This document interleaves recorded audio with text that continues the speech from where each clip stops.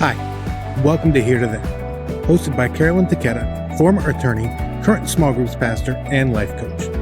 Through monthly conversations with pastors, authors, and guests, we hope to stir your thoughts and encourage you to move from where you are to where you want to be, in your personal life, in your leadership, or in your ministry. Welcome to Group Talk. Thank you so much for joining us today. My name is Carolyn Taketa, your host and the small groups pastor at Calvary Community Church in Westlake Village, California.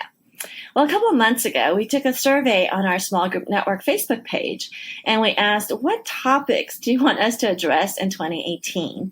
And one of the top vote getters was a topic of coaching, which we weren't surprised by at all, because if you ask any small group ministry point leader for an area of ministry that's consistently challenging and is often a source of confusion and honestly frustration as well, it is in this area of coaching small group leaders. And I know so many leaders who've tried various models. I've done this, I tweaked it, and some have just even thrown up their hands and given up. But we would all agree that small group leaders really need the support and the care that a coaching system can provide. And the shepherding, of course, but it continues to be a really tough thing to work out well. So I've invited on the program Alan White, who is like the coach of the coaches, to help us think through this topic and help us avoid some coaching mistakes that are common, and help us develop a more effective and sustainable coaching model and system for our various church contexts. So Alan, thank you so much for being on the program. Hey, thank you, Carolyn, for having me back. I know you're one of my favorites to have back because you just articulate all these things. You have all this experience from talking to people all over the country, and then you come back and you report on, we're all kind of in the same boat. Yeah, no, I don't feel any pressure at all. That was the goal. Well, let me give you a little background about Alan so you don't feel even more pressure. Alan White coaches churches in launching exponential groups. And in over 25 years of ministry, he served on staff at two churches, New Life Christian Center in Turlock, California, and then Brookwood Church in Simpsonville, South Carolina, as well as coaching over 1,500. Okay, no pressure there, but 1,500, that's a lot. I've already done that. Across North America. And he's also the author of Exponential Groups, which is excellent, Unleashing Your Church's Potential, and he and his family live in Greenville. And one of my favorite things at conferences, if Alan and I are in the same place, I love hanging out with him because he has a terrific sense of humor, mostly directed at yourself, but also just around. You always make me laugh. And so hopefully this will be a fun conversation, even though it's a topic that's pretty weighty. Yeah, because if I make fun of other people like you, Carolyn, they tend to beat me up. So I make fun of myself. So that's probably a good way to go for all of us. All right. So on coaching, let's just dive in. And perhaps we can start off with a definition of coaching. So we're all on the same page. What is coaching, and what are other names maybe we call this in our context? You know, I think the best definition I've ever heard came from my friend Carl George, who said that the role of the coach is to refocus the player. And so that idea that the leader gets bogged down in the day-to-day of leading a group, which is everything from making sure your house is clean and the babysitter's on time and following up with new members and all of that. And sometimes, it's easy to lose sight of why we're doing this, or, we tell them it's easy it's easy. Just invite your friends, just open up your home. Groups are so easy to do. And then somebody shows up that has like some major life crisis. They're like, this is a little more than what you described for me. Well, sometimes it takes that coach to help, to guide them through, to train them on how to handle that situation, maybe sometimes even to refer an individual to somewhere outside of the group. So I think that the coach is there for support, for training, for accountability, for a lot of different reasons. And you find that coaches predominantly are lay leaders or staff? Well, it depends on how much money you have. And the churches that I was in, and probably most churches across the country, we don't have a lot of money. So what we find are either mature folks or people that have experience leading groups that'll take a couple under their wing, a couple of other leaders under their wing, and figure out a way to coach them the best we can. There are a few systems where they hire people to coach. I just don't think that's very transferable because most people don't have that kind of a budget. Right. That's true. And I do think having lay leaders in some regard is helpful because it gives them a chance for certain small group leaders with those gifting to expand and grow in those areas and get discipled on a different level. So it does open that up in a way that maybe if you're in a church that there's not a lot of opportunities for that level of spiritual mentorship would be a great way to serve. Yeah, definitely. And what I like about it is it gives people with, some of the big L leadership gifts, it gives them an opportunity to serve in a way that fits their capacity to lead. Yes. And even looking at the church I served at last, Brookwood here in Greenville, South Carolina, looking around the table at our monthly meeting of our leadership team. So these were leaders of leaders of leaders. So they had coaches had leaders, leaders had groups. But, kind of doing the math in my head, not only did I realize I could never hire people of this caliber to work on my staff, but on any given meeting with that group, I probably had well over $1.5 million in annual salaries represented in that room. Wow. So definitely, people that had great leadership capacity, that were doing that in the marketplace, and then they could lend their gifts to the church to invest in small group ministry. Yes. So that all sounds good. And we can agree that it's really necessary. But why is coaching, Alan, such a challenging area for small groups ministry? And what are some issues that just come up that makes it so difficult? Well, first of all, it's hard work. It is hard work finding the right people, investing in those people, and beginning to, this was equally hard for me, was learning to lead the ministry in a different way. Whereas explain that. Everything didn't depend on me anymore. And so I had to begin to hand off not just responsibilities, but also authority to people that were volunteer, people that I trusted, people that I invested in. And it's like I began to focus on a smaller group of people. Imagine that in small groups ministry. But I focused on a smaller group. I focused on a team. And I didn't put my energy toward leaders or connecting people into groups or anything like that anymore. And I personally have not recruited a small group leader since 2004. But it was a matter of finding these people, investing in them, meeting with them, sharing the ministry with them. And it's probably been among my best experience in ministry is having that team of people that were leading the small group together with me and regarding them more so as equals than underlings that I was going to delegate assignments to, and then they had to go meet their assignments and come back. That they weren't just my worker bees; they were my partners, and that was a tremendous thing. But it took a lot of me having to give up some control. Yeah. And my name is Alan. I'm a recovering control freak. So I think that's probably the piece that's hard. And some of the control freak piece I totally get, but it's also because we want to make sure that our leaders are shepherded well. And so I think people have different styles of leadership. And so if you recruit a coach whose style of leadership is a little different than yours, it makes it tougher to kind of release that and value that and see God use that. So that's a really good word for us, control freaks. I would join myself in that. I read an article on your blog recently about a national survey you did of small group pastors that's related to coaching. And it was so interesting because the stats that you reported, they pretty much resonated with me. I could totally relate to it. And so I wanted to talk a little bit about what you found, because I'm pretty sure our listeners could probably relate as well. Yeah, I don't have a survey right in front of me, but I know a lot of people struggled with what do they do? Or some of the other answers that ranked really high were identifying and recruiting the right people. How do you do that? Who do you look for? What do you look for? There was some concern about communication between coaches and small group leaders. And and I've been in situations where I had a really nice looking org chart and it all looked good on paper, but there wasn't really much happening. Yeah. And so how do you make sure that that's taking place? How do people know what to do? All of those sorts of things that came out of the survey from, churches of various sizes, from across North America, but they were all kind of resonated with some of the same things as far as what's the role, who's the right person for the role, how do I recruit them, all of those kinds of things. Which is similar to what we do, kind of the level down would be with the small group leaders itself. It's all quite similar. One of the things that wasn't in your survey that I have found to be challenging is the chemistry between the coach and the leaders. Like, that's really important. That's the intangible that I didn't understand as I was getting into coaching, that, to some extent, it's a little bit of a matchmaker, unless they planted those people themselves, which works fabulously better. But if they hadn't, and I was bringing in a coach midstream, or even with new leaders, which is a better model, always doing with newer leaders. But I couldn't account for, would these people click? And if they don't click, then it's so much harder.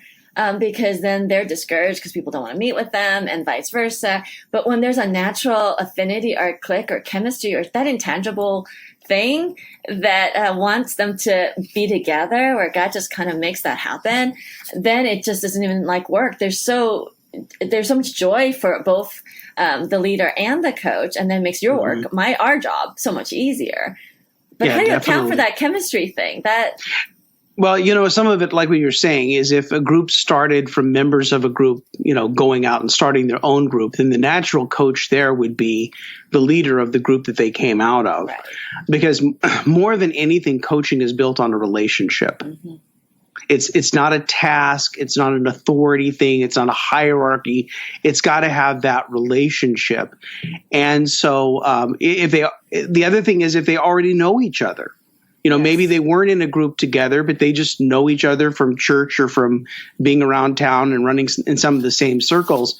So, I more so than even geography, I would go with where are those relationships currently lie. Now, I did make one mistake, and I repented of this many, many times. Well, the mistake as far as connecting coaches with leaders they had a relationship with is I allowed a man to coach his son-in-law.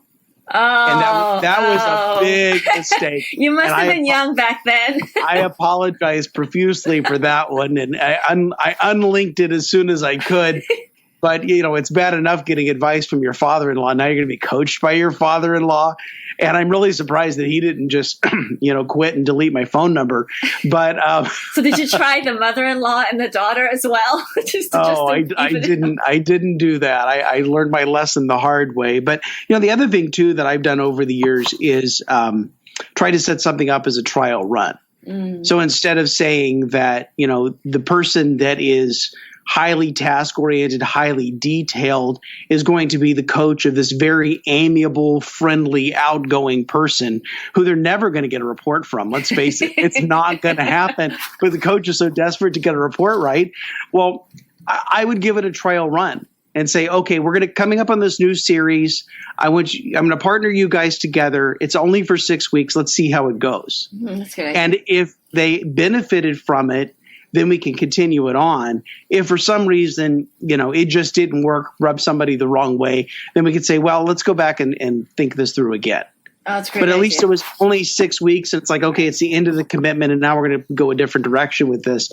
Whereas, if you say this is going to be the coach for you the rest of your life, if it really is a bad fit, you may lose the leader, the coach, or both of them to some other church. Yes. So it's good to do a trial dating before you actually end up Absolutely engaged. It's a great idea. All right, well, let's get to the top 5 coaching mistakes you've seen with small group point people. You want to run us down through those? And are these in any particular order, or are these like just? No, there's no particular order. Okay. And this isn't people may have another 5. I had 10, but you limited me to 5. So we have. So if your 5 are in the other 5, that's Carolyn's fault. Oh, nice. But you can go on Helen's blog and read them all. All right. So we can start at the top if you want to, Carolyn. Sure. However you want to go. All right, number 1, no coaches. Okay, these are my peers, and I've been here at seasons 2 where I just want to give up because it's so much work. It's so hard. It is a lot of work, but here's what happened to us. The first time we did small groups was back in 1994 at our church at New Life out in California.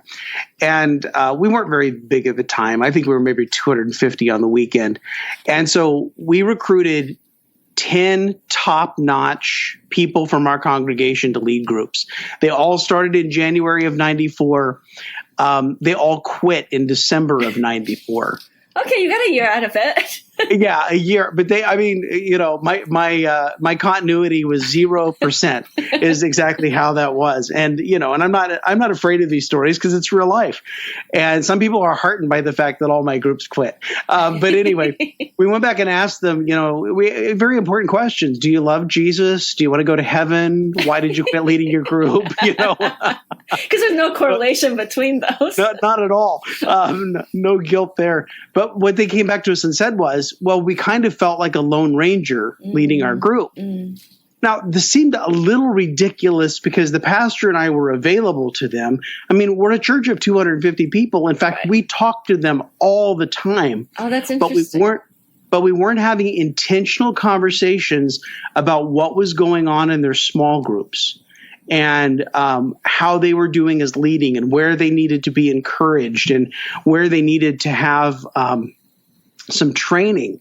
And so what we discovered was that if without any kind of coaching, people tended to, they would kind of burn out or they would lose focus or it would just become too much. But here's the thing. Here's kind of the silver lining, if that's been the experience of anybody who's listening to this, is that if you have group leaders that have not been coached very well or have not been coached at all, but they've figured it out good enough how to keep their group going, you have a great pool of potential coaches that you could invite to help new leaders. By experience, So there is a good piece in that is if your coaching for whatever reason has failed, you do have a benefit in that these people have figured it out and they have something that they could offer a new leader if it doesn't know as much as they do. Right. So we know that we do need some intentionality about having people shepherd it. Number 2 is unclear expectation of coaches, and I've been guilty of this too. Yeah, so we get this idea because people listen to podcasts and they go, well, that Alan White guy said we should have coaches, or Carl George said we should have coaches, or Steve Gladen said we should have coaches. And so we recruit these people to coach, but we're not really sure about what they should do. So I had this coach a number of years ago. We'll call her Carol because that was her name. And let's no protecting any people. So I had Carol, I had Dan, that was the other coach. And so I thought we're going to start this off right because last time we had no coaches. This time I have 2, then we're going to build with that. And we would do the huddles where we'd get all the leaders together and the coaches were in the room and they were available and they were there to greet their leaders. And guess who did all the training and who led all the meetings? Alan White. That was the problem right there. And so I'd send them out. They would visit groups and they would fill out a little report and bring it back to me. So Carol comes by my office one day and she says, I feel like I'm your spy. And she said it like mysterious like that. I said, why do you feel like you're my spy, Carol? She said, well, I'm going to these groups and I'm gathering this information and filling out these reports and turning them into you. She says, I feel like I'm your spy. I said, well, it's because you are my spy. Yeah. And so then, as we continued on and we're doing these monthly huddles and I'm leading the huddles and doing all the training and they're kind of around visiting groups and being my spies, Carol comes back to me another time and she says, I enjoy working with the leaders, but I'm kind of bored. And I thought, how is she bored? Because I'm busy. How could she possibly be bored? And all of a sudden it dawned on me the reason that Carol is bored is because I'm still doing everything, even though I have people and coaches. But, the truth was every time she came to my office, she complained. So I just fired her. That's not true. It's not true. It's hard to fire a late leader, but okay. It's very hard. No, I'm kidding. I didn't fire her. I changed it. And so I made it so that, the coaches ran these meetings and I didn't even show up. And, I just snuck off to my office during that meeting and did whatever pastors do in their office when they sneak off. But in this, one thing I actually learned this from one of my coaches, is when it comes to expectations, you have to have 3 things. They have to be clear, they have to be reasonable, and they have to be accountable. So let's say, what would be a clear expectation of a coach? So you would say, I want you to call your leaders once a week, call your new leaders once a week, because they need that kind of encouragement. Right. So that's clear, but how many are they going to call? 50, 100? No, that's not reasonable. So maybe if they're leading, the coach is leading a group of their own, then maybe they're calling 1 to 2, maybe 3 new leaders a week. So they're calling 3 new leaders once a week. So it's clear and it's reasonable, and then it's accountable. Because either me or a person on my leadership team is going to give them a call and they're going to say, so tell me what you're learning from the leaders that you're talking to. And the coach would maybe say, oh, I haven't had a chance to talk to them this week. You say, that's okay. Why don't you take the next couple of days, make your calls, and I'll call you back on Friday and hear what you're – I mean, the assumption is that they're doing it, not – we don't want it to be heavy-handed. Right. but so clear, reasonable, and accountable. Well, those are good. And to keep it fairly simple, I think it's okay to learn together. The group that I worked with, that I really loved working with out in California, I brought him in and I said, here's the deal, guys. I said, I don't have those figured out.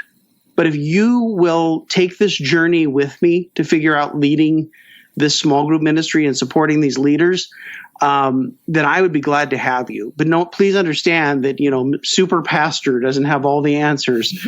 And I had to be vulnerable with him and admit that. But the truth is, it made our relationships better as a team. Right.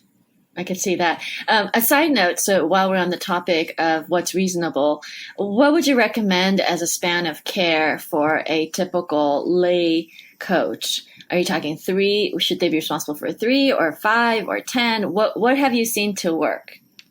I actually go with a different kind of metric, in that you think when a coach calls a leader, they're going to ask about that leader's primary relationships. Mm-hmm. So here's my measure. They can coach as many as they want, as long as by memory they know the leader's spouse's name and the name of the leader's children. Okay. Because those are the leader's How about the leader's dog? Well, I don't know about dogs, but if it depends on, it depends on how important that is. And I've had people that have led, they've coached 3 groups and they were brilliant, and I gave them a 4th and they were a disaster.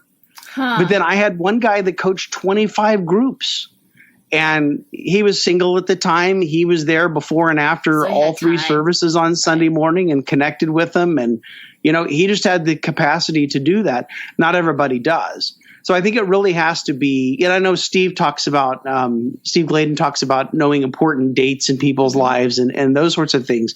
But, not on an index card, not in a database, not in your contacts on your phone, but from memory. Because you're not always going to have those things. And if you see somebody in the store and you're asking about their wife, how is Mrs. What's her name? That doesn't work. Oh, that's really personal and warming. That does well for our relationship. That's a good word. So there's not necessarily a mechanical number. And I like your point about the person who could handle 25 versus the person who could handle 3. I think people have different capacities, different seasons of life. If they have young children, they're not going to have as much time, depending on their workload, depending on commute. I mean, there's so many factors. And I have 4 kids between 4 and 16, and sometimes I call them the wrong name. So I don't. So your capacity, you're saying, is 1. You can handle 1 leader. Alan. It's like Sam, Timothy, Jesse. Oh, Julia. You're Julia. I forgot.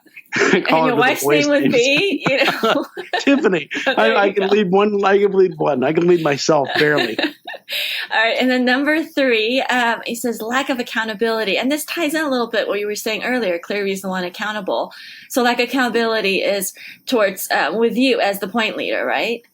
Yeah. And the thing is, we hate doing this. I know, because you feel like the bad guy. You don't want to feel like the cop. That's the thing. But here's the deal.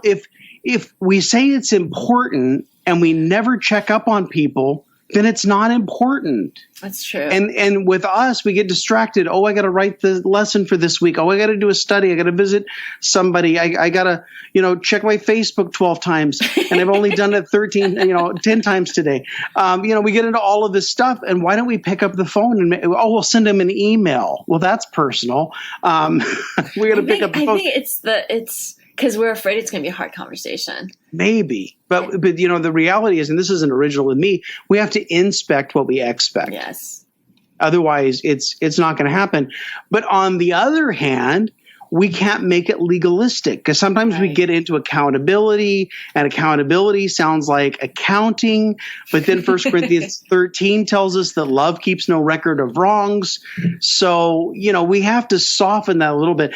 There was one church I was working with in Pennsylvania that their coaching became so rigid and so legalistic, they had to actually fire all their coaches and not do it for at least a year, because it just got really intense and creepy. And nobody wants that. So you don't want to feel like Big Brother taking a 5-page report. Yeah. But then if you don't ask, then you don't know. Yes. And you can't assume that things are happening, because then you'll go, oh, well, I coach these 5 groups, but I haven't talked to them in, a year and a half. And then you start calling them and you go, well, apparently I'm coaching, 2 groups and one of them is barely making it. So, some of that you just have to, but because if you don't contact them, here's what happens. As the small group pastor or director, you get frustrated because you're counting on these coaches to make this investment in the lives of these leaders. The coaches are starting to feel guilty because they're not making the calls. I know I should make the calls. And they want to start avoiding you. Yeah. Yes. And it's almost, not to make too much of this, but it's almost a spiritual thing of, I don't want to pick up the phone and call the coaches. The coaches don't want to pick up the phone and call the leader. The leader doesn't want to pick up the phone. And it's like, if we can push past that, then maybe it's an opportunity to train. Maybe it's an opportunity to encourage. Maybe it's an opportunity to say, you know what? I think this is just a bad fit. I think you should stop coaching. And then you're going to be less frustrated and they're going to be relieved. But again, going back to the trial run, and let's see if they have the stuff. Let's see if they're wired to, help other leaders that way.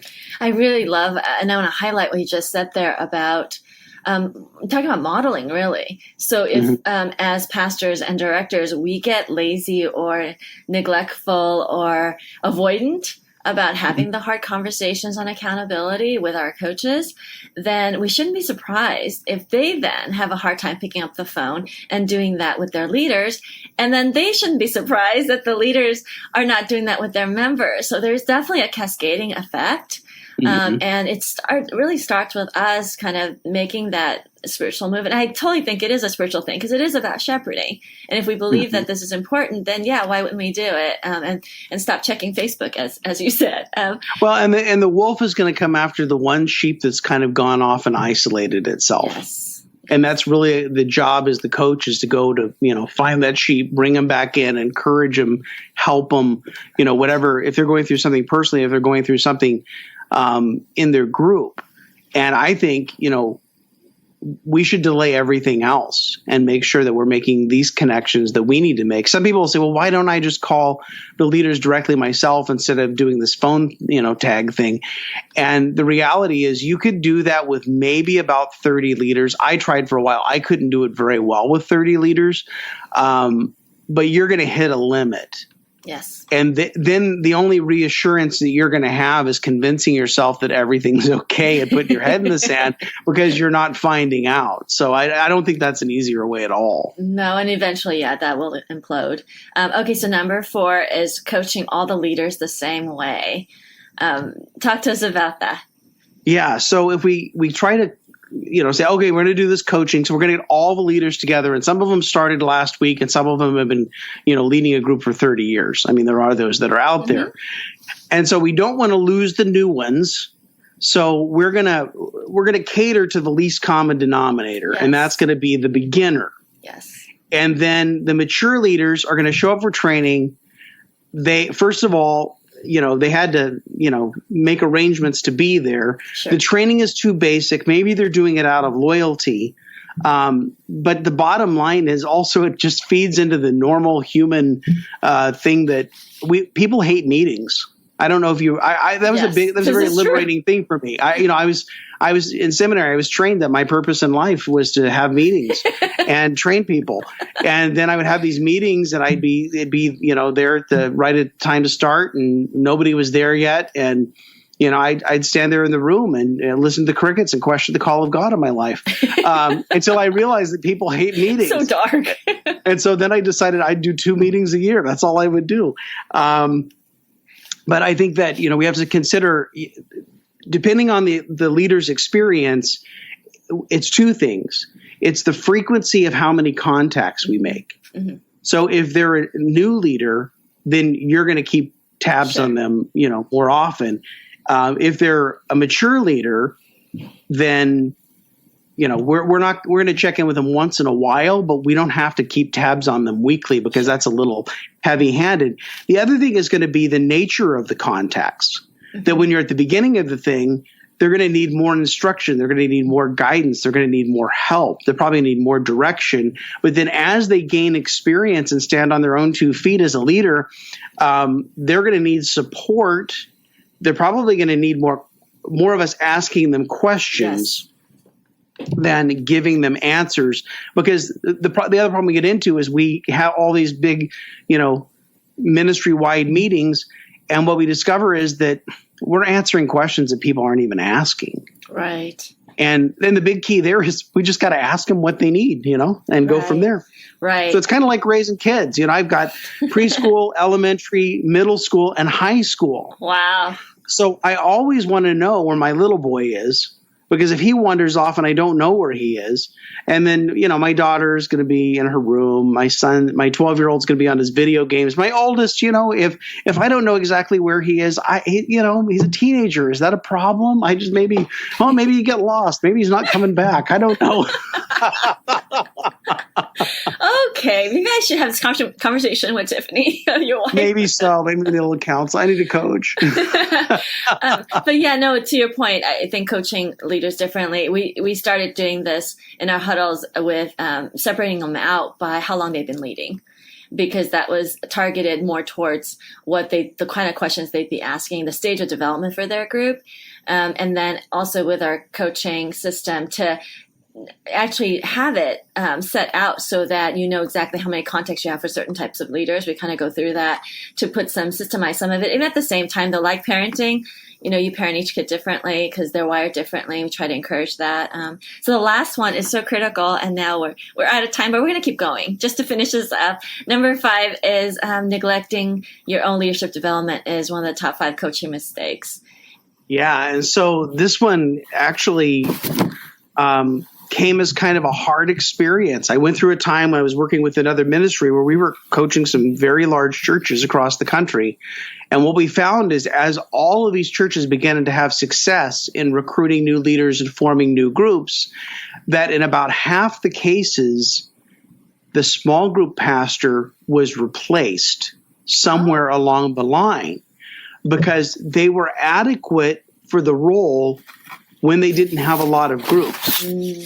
But then once the ministry began to grow, they became, it's a tough word, but they came in a way disqualified from the ministry that they were leading because they didn't have the leadership capacity to do that. Now, those are extreme cases because it was kind of like this outside force came in and, was dictating all of these things and it kind of got out of their control. The reality is that most of us have the small group ministry that we're capable of leading. Even though we blame the senior pastor if he doesn't talk about it more, we blame this person and that person, we blame the weather. But the reality is, because for me, when we went from 30% in groups to having 125% in groups, the biggest change that happened in our ministry was between my 2 ears.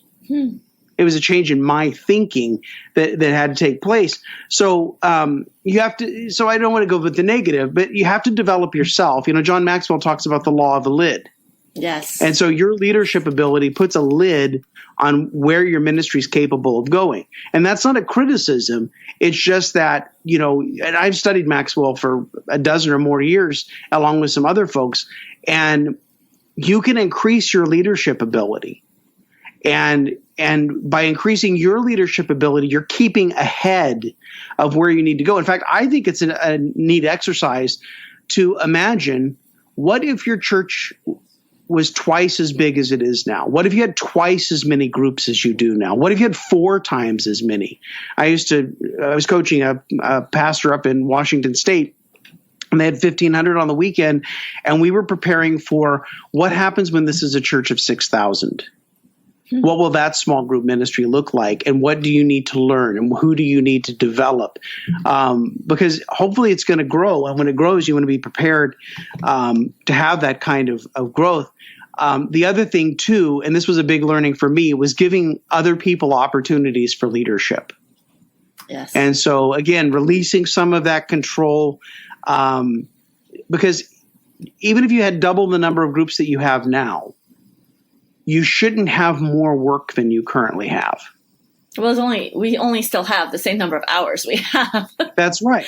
That's right. So you have to involve more people. You have to develop, instead of developing leaders, maybe you're developing coaches. Right. If you're at a church over 1,000, instead of developing coaches, you're investing in a leadership team that's going to supervise the coaches.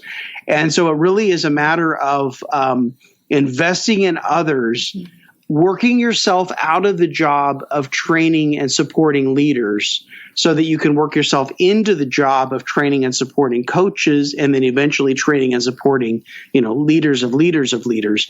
And not everybody has the luxury of hiring staff. The church I served here in Greenville, 6,500 on the weekend. I had one full-time assistant, and that was all of my staff. Wow. Everyone else was volunteer. Now, my predecessor had a good deal of that already set up.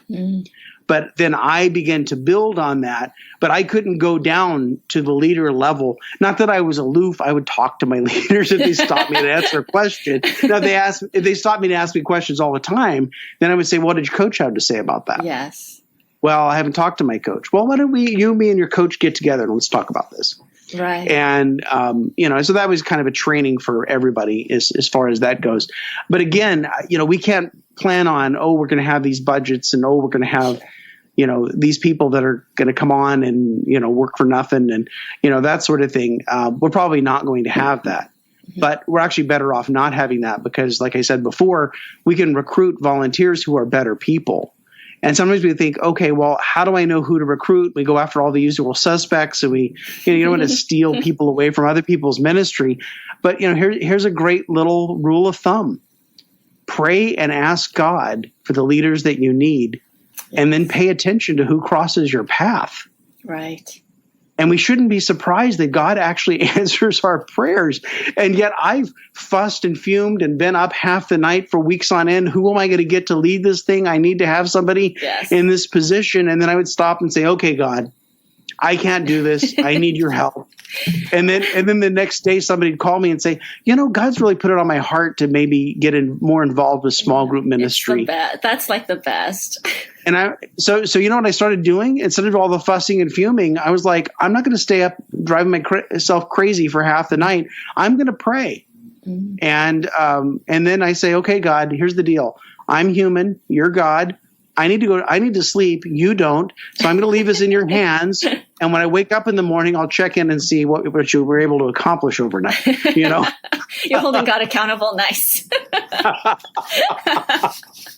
No, but I'm laughing because I've so been there as well. And I think it's a really good word. Coaching is so critical because it makes our ministry scalable. And if we want to see growth and more people impacted, more people in community, you really can't avoid some version of coaching and investing in that next layer and then beyond, depending on the size. So thank you so much for your words of wisdom. And Alan's a friend of the Small Group Network, and he's active on our Facebook page. So if you want to ask him questions or interact with him or push back or share a joke, I don't know, whatever you'd like to engage with Alan, you can do that on our Facebook page. He also has a website, alanwhite.org, and his book, Exponential Groups. I think there's a link on your website in your blog, but it's also exponentialgroupsbook.com.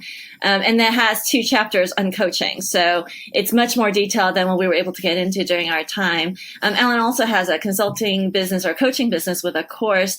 And you were just telling me that you're all full up now. You're taking a waiting list. So if people want to be on the waiting list, they can contact you via a website. Yeah, we have a course that we just closed a week or so ago called Coaching Exponential Groups that touches on some of the things we talked about today and a bunch of other stuff that I didn't cover in the book. But yeah, just send me an email. We'll be opening it up again later this year. I'm not sure exactly when, but I'll let you know. Yes. So you can go on his website for that. And I'm on his distribution list. So I get, it seems almost weekly or every couple of weeks.